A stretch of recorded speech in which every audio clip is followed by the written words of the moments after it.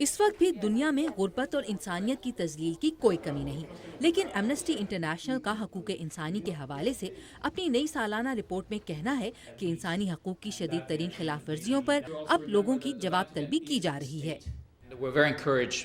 یہ رجحان ہمارے لیے بہت حوصلہ افزا ہے، مثلاً لاطینی امریکہ میں جہاں پیرو، یوروگوائے اور ارجنٹینا کے 3 سابق سربراہان مملکت کو کٹہرے میں لایا گیا۔ تاہم ایمنسٹی کے عارضی سیکرٹری جنرل کلاڈیو کارڈون کے مطابق کئی ممالک بین الاقوامی انصاف کے سلسلے میں ہونے والی پیش رفت کو اس وقت محدود کر دیتے ہیں جب وہ صرف اپنے لیے فائدہ مند سیاسی ماحول میں حقوق انسانی کے قانون پر عمل کرتے ہیں۔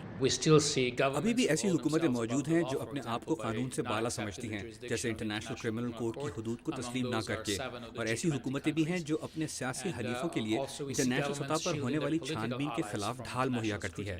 آئی سی سی یا انٹرنیشنل کرمنل کورٹ کی رکنیت اختیار نہ کرنے والے ممالک میں چین، روس اور امریکہ شامل ہیں۔ کارڈون کے خیال میں آئی سی سی حقوق انسانی کی خلاف ورزیوں کے خلاف جنگ کا ایک لازمی ہتھیار ہے۔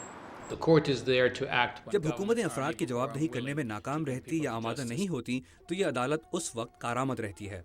ایمنسٹی انٹرنیشنل نے صدر اوباما کے سن 2010 کے آغاز تک گوانٹانامو بے کے قید خانے کو بند کر دینے کے وعدے کے باوجود وہاں مشتبہ دہشت گردوں کو قید رکھنے پر امریکہ کو تنقید کا نشانہ بنایا ہے۔ یہی نہیں، امریکہ پر اس کی اسرائیل کے لیے سپورٹ کے لیے بھی شدید تنقید کی گئی ہے۔ کلاڈیو کارڈون کے مطابق جبر اب بھی دنیا میں ایک بڑا مسئلہ ہے۔ وہ اس سلسلے میں گزشتہ جون میں ہونے والے متنازع صدارتی الیکشن کے بعد ایران کے اقدامات کی مثال پیش کرتے ہیں۔ لوگوں کو غیر قانونی طور پر گرفتار کیا جا رہا ہے اور تشدد کا نشانہ بنایا جا رہا ہے۔ ایمنسٹی کی رپورٹ کے مطابق خواتین، خصوصاً غریب خواتین، اکثر حقوق انسانی کی خلاف ورزیوں کا نشانہ بنتی ہیں۔ افغانستان میں خواتین موجودہ حکومت اور طالبان دونوں کے دور میں ہی بہت زیادہ ظلم کا شکار ہوئیں۔ 13 سال سے افغان خواتین کے حقوق کے لیے کام کرنے والی وازما فروغ کے مطابق شہری علاقوں میں رہنے والی خواتین کو اگرچہ اب زیادہ آزادی حاصل ہے، تاہم وہ اب بھی تشدد کا نشانہ بنتی ہیں۔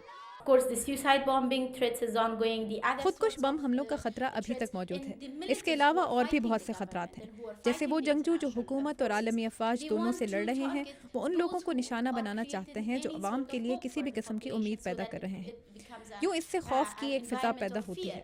ایمنسٹی انٹرنیشنل کا کہنا ہے کہ حکومتوں کو اپنے انسانی حقوق کے ریکارڈ کو بہتر کرنے کی خاطر خواتین کو مساویانہ مقام دینے کے کام کو بنیادی اہمیت دی جانی چاہیے۔